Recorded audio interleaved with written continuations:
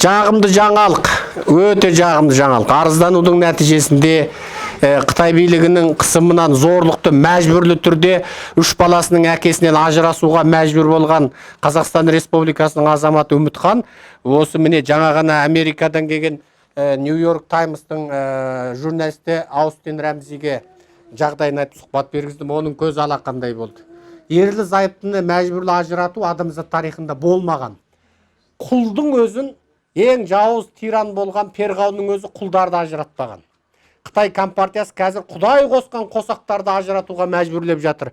Оның біреуі өткенде Талдықорған іргесінде Қарабұлақта тұратын Оралханның күйеуін ажырас деп, Оралхан ажыраспаймын деп Америкаға дейін арызданып, нәтижесінде енді күйеуі келгел жатыр. Міне Үмітхан қарындасымызды да міне 3 баласының әкесін міне қанша уақыт болды ұстап отырғанына? 2 жыл болды. Қазақстан Республикасының азаматы міне Жарылқасын Ерболат, Қазақстанның азаматы, толыққанды азаматы, азаматтық алған әуелі, ықтиярғатпен емес, толыққанды Қазақстанның азаматы. Керек десең Қазақстанның президенттігіне өзінің дауысын сайлау құқы бар азамат. Соны Қытайлар ұстап отыр міне, мәжбүрлі түрде. Енді мына қайнатан ғой, қайнатасы хабарласыпты кеше. Граппаларын толтыр. Міне, ал енді әңгімені Үмітханның өз аузынан естейік. Өзің таныстырып әңгімеңді айта қой. Таныстыр, жылама. Қуаныштың көз жасы болсын бұл енді. Күйеуіңді де құтқарамыз, Құдай несіп қылса. Менің атым Абырайхан Үмітхан. 1972 жыл туылған Қазақстан азаматымын.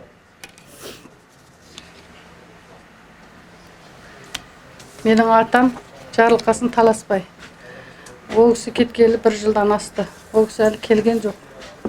Ол кісі кеткеннен кейін біраз уақыттан кейін апамыз ауырып, ол кісі қайтыс болды. Ұзынқұлақ хабар бердік, естідік, ешқандай хабар ошар болған жоқ.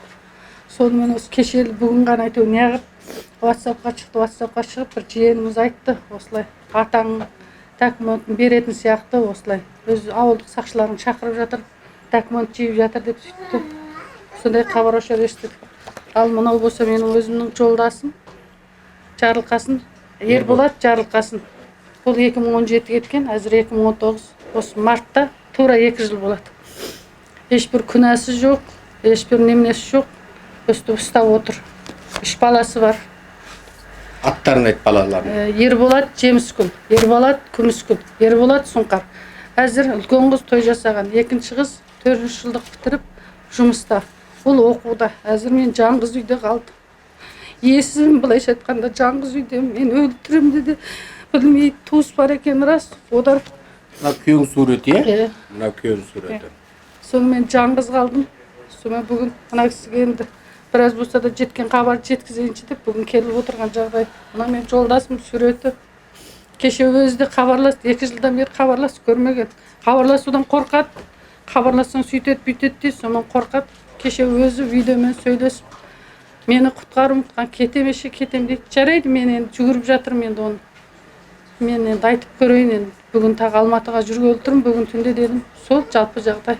Соны айтайын деп келген. Бұл енді сұмдық ақпарат. Мына кісілер ерлі зайыпты адамдар. 50 жыл баққан ұлын да көрген жоқ, анасы. 50 жыл жолдас болған атамызды топырақ салған жоқ. Міне мына кісі, мына апамыз қайтыс болғанда Қытайлар тіпті жаназасына қатысуға жолдасын күйеуімен ұлын жібермеген. Міне осындай сұмдық оқиғаның тірі куәгерін көріп отырсыздар міне. Бұл Қытайдың зұлымдығы шегінен асты. Адамгершіліктің ең төменгі шегінен асты. Жер бетінде бұндай жауыздық кешегі фашистік замандарда да болмаған. Жай бұқара бұлар, тіпті малшы, диқан кісілер ғой бұлар. Қарапайым диқаншымыз. Қарапайым жер егушілер. Ешқандай бір күнәміз де жоқ. Керек десең, әкесі де ұлы да бір арақ ішіп темекі шекпейтін адам, бір сақшыда да бір күнәсі болса, баяғы кезде сондай ет дер едік. Ешқандай күнәсіз екеуі былайша айтқанда. Біреу 70-ке келді, міне біреу 50-ге келді. Үлкен ұлы.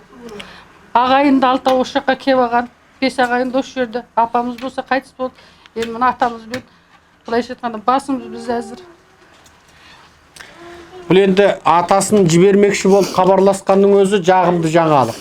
Біз өткенде арнайы Қарабұлаққа барғанда осы Үмітханнан арнайы сұхбат алып, ағылшын тілінде алып, бұны сұмдық ақпарат деп батыстық кісілік құқық комитеттеріне, ұйымдарына, ақпарат құралдарына жібергенбіз. Енді сол кезде бұл әңгіменің бәрін сол кезде айтқанбыз. Қазір енді сол Қарабұлаққа біз қашан бардық?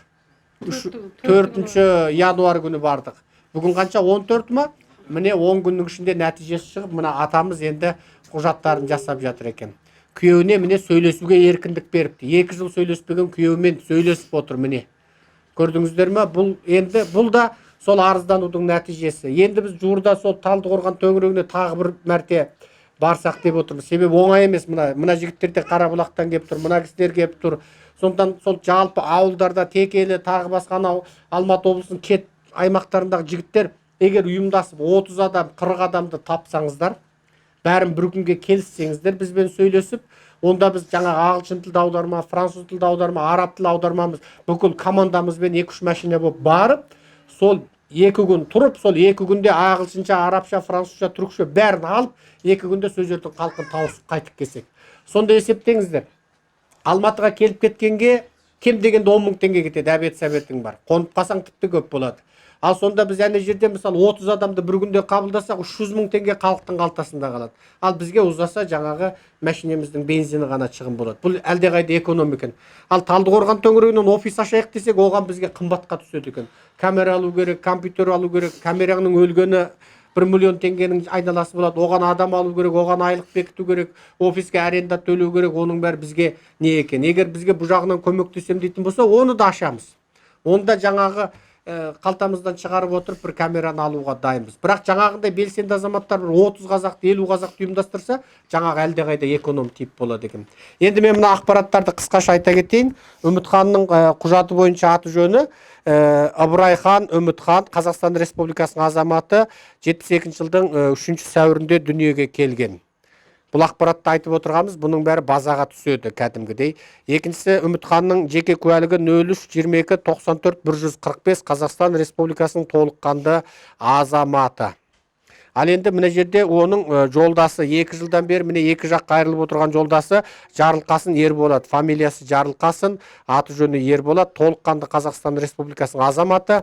Қазір Қытайда жаңағы үйғамақта 68 жылдың 26 қарашасында дүниеге келген. Толыққанды Қазақстан Республикасының азаматы. Міне бұл тек Қытайдың этникалық қазағына жасап жатқан қысым емес. Ол Қазақстанмен доспын, стратегиялық әріптеспін, Шанхай ынтымақтастығына мүшемін деп біздің мұнай мен газды алып отырған аталмыш досымыздың біздің мемлекетке жасап отырған қорлығы, қысасы, бізді мемлекет ретінде мойындамайтындығының бір белгісі. Кімнің? Ерболаттың жеке куәлік нөмірі 03-22-94-427. Мына атамыз Қазақстан Республикасының ықтиярға атымен жүрген, аты Жарылқасын, фамилиясы Таласпай, 48 жылдың келген. Міне құжаттарының көшірмесін, 2 жағының көшірмесін алайық. Бұның бәрі тарих болып базада қалады. Халықаралық ұйымдарға тура осы күнде жібереміз. Мынаны ағылшыншаға аудармадым, себебі өткенде Үмітханмен отырғанда бұның бәрі айтылды ғой ағылшынша. Ағылшынша, қытайша 3 тілде бұның бәрі айтылды.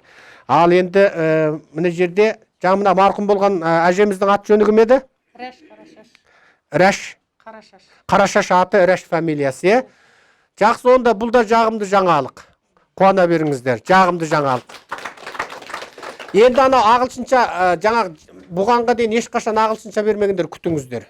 Мен мына шетелдіктермен және мына журналист информбюродағы бауырымызға біраз сұхбат бергеннен ары қарай босаймыз. Келістіңіздер ғой? Жақсы.